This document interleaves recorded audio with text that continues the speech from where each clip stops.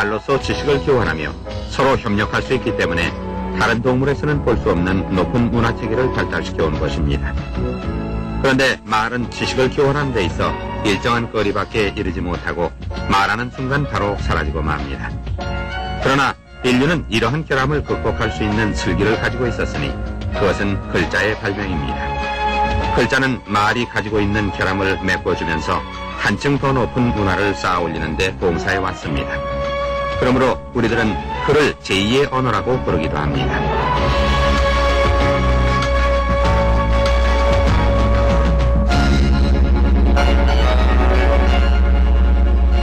세계의 모든 글자는 뜻글자에서 음절글자, 그리고 음소글자로 발달되어 왔습니다.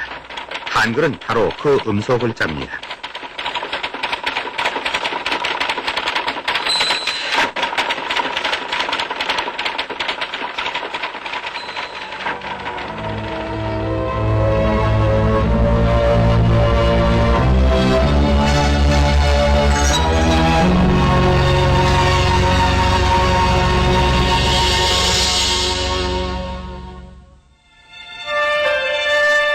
(14세기) 이전, 그러니까 한글이 만들어지기 전에 우리의 한어버이들은 중국 글자인 한자를 빌어서 우리말을 적었습니다.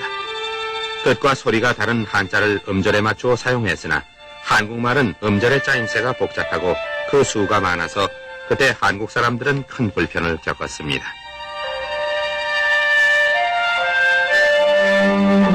이러한 국민의 불편을 뼈저리게 느끼신 분이 바로 한글을 창제하신 세종대왕이십니다. 세종대왕은 조선시대 네 번째 임금님으로 1418년에 즉위하여 1450년 54세로 승하기까지 많은 치적을 남긴 성군이십니다. 세종대왕은 민본주의 정신으로 정치를 펴시고 고전과 역사 연구를 비롯한 여러 방면의 학문을 연구하여 결의의 자주 발전과 번영을 위한 민족문화를 이룩하셨습니다. 대왕은 간이, 혼천이 등 천체 관측기를 만들게 하여 천문학을 연구하고 신이 소원관에 나아가 천체를 관측했습니다.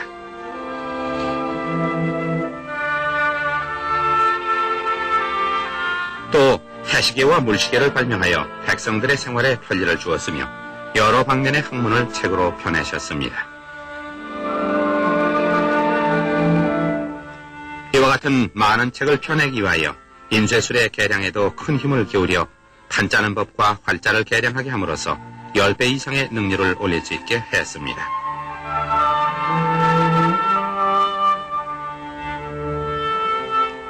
그러나 대왕의 가장 큰 업적은 한글의 창제입니다. 세종대왕이 새로운 글자 훈민정음을 만들고 그 첫머리에 이렇게 적었습니다. 우리나라의 말이 중국과 달라서 중국 글자로서는 우리말을 적을 수가 없다. 그러므로 일반 백성은 하려는 말이 있어도 제대로 그 뜻을 펼 수가 없어 새로 28글자를 만드니 이것을 백성들이 쉽게 배워서 편리하게 쓰도록 하려 함이니라. 한글이 처음 완성된 것은 1443년이었으나 더 자세한 풀이를 달아 책으로 공표한 것은 1446년 10월 9일입니다.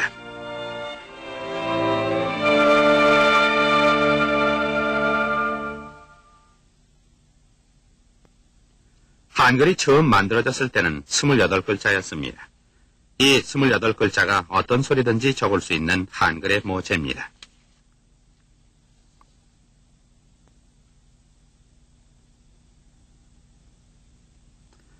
다소리는 소리나는 자리에 따라 그 대표될 만한 소리를 5가지로 나누어 각각 그 소리를 낼 때의 음성기관의 모양을 본떠서 만들었습니다.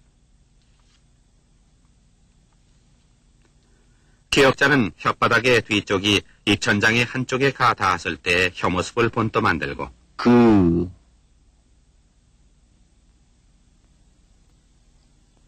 니은자는 혀끝이 우리 몸에 가 닿았을 때의 혀의 모습을 본떠 만들고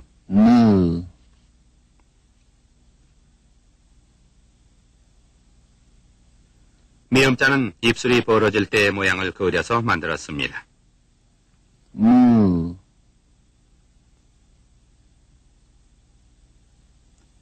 시옷자는 이의 줄을 그려서 만들고 소리값이 없는 이응자는 목구멍의 둥근 모양을 본떠서 만들었습니다.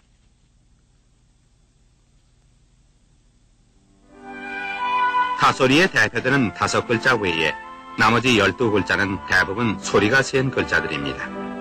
기역자는 기역보다 소리가 세기 때문에 기역에 획을 하나 붙여서 만들고, 디귿은 니은보다 세고 티읕은 디귿보다 더 세기 때문에 한 획씩을 더 붙여 만들고, 미음, 비읍, 피읍의 세 소리도 세어가는 정도는 같은데 획을 하나 더 하면 글자꼴이 잘 되지 않기 때문에 그 모양을 조금씩 바꾸어 만들었습니다.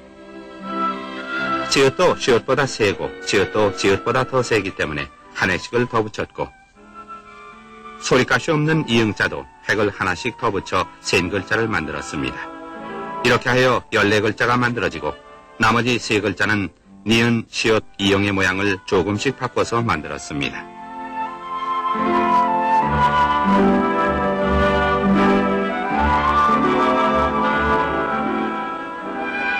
홀소리 글자는 11자 중 앞에 3글자가 홀소리의 근본을 이룹니다. 아자는 하늘의 모양을 그렸는데 그때의 사람들은 하늘을 둥글다고 생각하고 있었습니다. 어자는 땅의 모양을 그렸는데 그때는 땅이 평평하기만 한 것으로 믿고 있었습니다. 이자는 사람이 서 있는 모양을 그렸습니다. 그것은 하늘과 땅과 사람이 이 우주의 근본이 되는 것과 같은 이치입니다. 말하자면 우주의 진리가 이 3글자에 나타나 있는 셈입니다.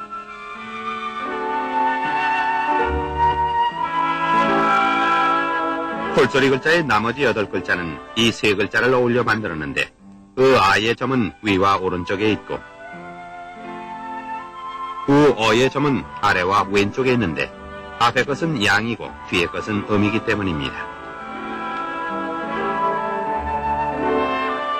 그리고 요, 야, 유, 여의 점이 둘인 것은 이 소리가 두 소리의 겹이기 때문입니다. 그 뒤 음운 변화의 결과로 한글은 28자 중 3글자가 없어지고 2글자가 합류함으로써 24자가 되었습니다. 그리고 홀소리의 둥근점은 쓰기에 편리하도록 바뀌었고 16세기 초기에서부터 2차례 바뀌어 지금에 이르고 있습니다. 그리고 이 글자들은 알파벳처럼 한 줄로 가로 쓰이지 않고 한 음절을 단위로 하여 적도록 되어 있습니다. 이 경우 R을 가진 홀소리 글자는 음절의 첫 다소리 글자의 오른쪽에 놓이고 우를 가진 홀소리 글자는 첫 다소리 글자의 밑에 놓입니다. 그리고 음절의 끝 다소리 글자는 그 밑에 놓이도록 되어 있습니다.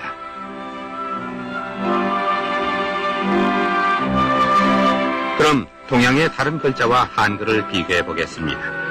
한문 글자는 일정한 뜻을 가진 낱말을 한 글자로 적기 때문에 뜻글자라 하고, 일본 글자는 한 낱말의 소리를 분석한 각 음절을 한 글자씩으로 적기 때문에 소리 글자 가운데 음절 글자라고 합니다.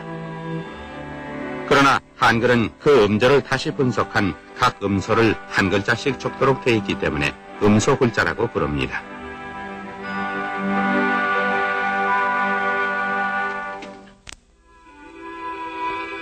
세종대왕은 한글을 반포하기 전인 1445년에 조선 건국을 기리는 용비어천가를 한글로 지었고, 다음 해인 1446년에는 석가모니의 행적을 기록한 24군으로 된 석고상절을 지었습니다.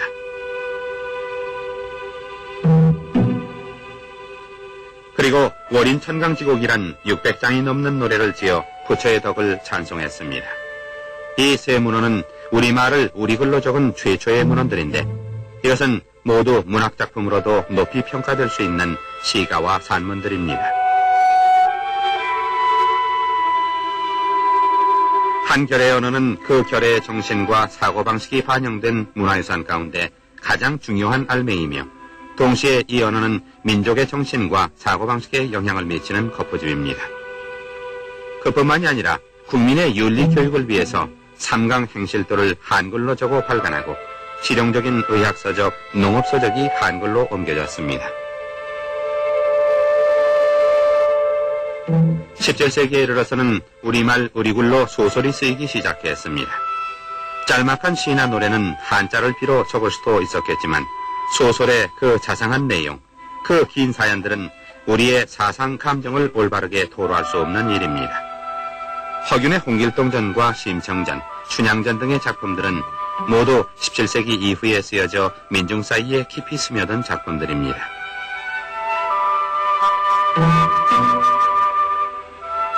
(1896년에는) 우리나라 최초의 신문인 독립신문이 한글로 발간되었습니다.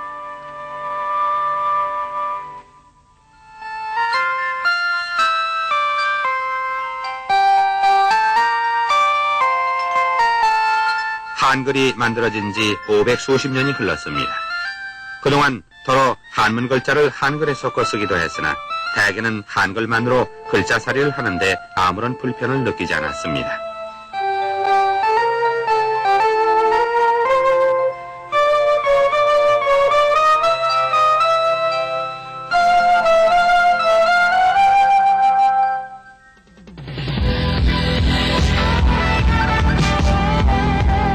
근대에 와서는 우리의 민족 정신이 더 높아짐에 따라 출판물의 대부분은 한글만으로 나오게 됐습니다.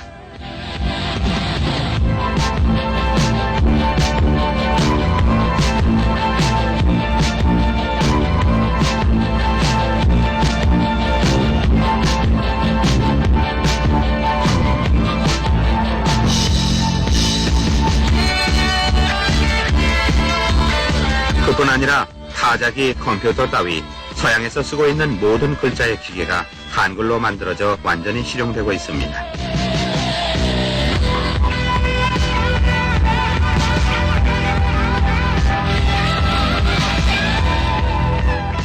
이와 같이 현대 한국의 글자살이는 기계화되어 우리 생활을 현대화해주는 반면 동양에서 발달한 글자의 예술 서예도 한글을 토대로 하여 발달하고 있습니다. 그리하여 한글은 세계에서 가장 합리적이고 간결한 글자일 뿐만 아니라 예술적으로도 매우 아름다운 글자로 다듬어져 나가고 있습니다.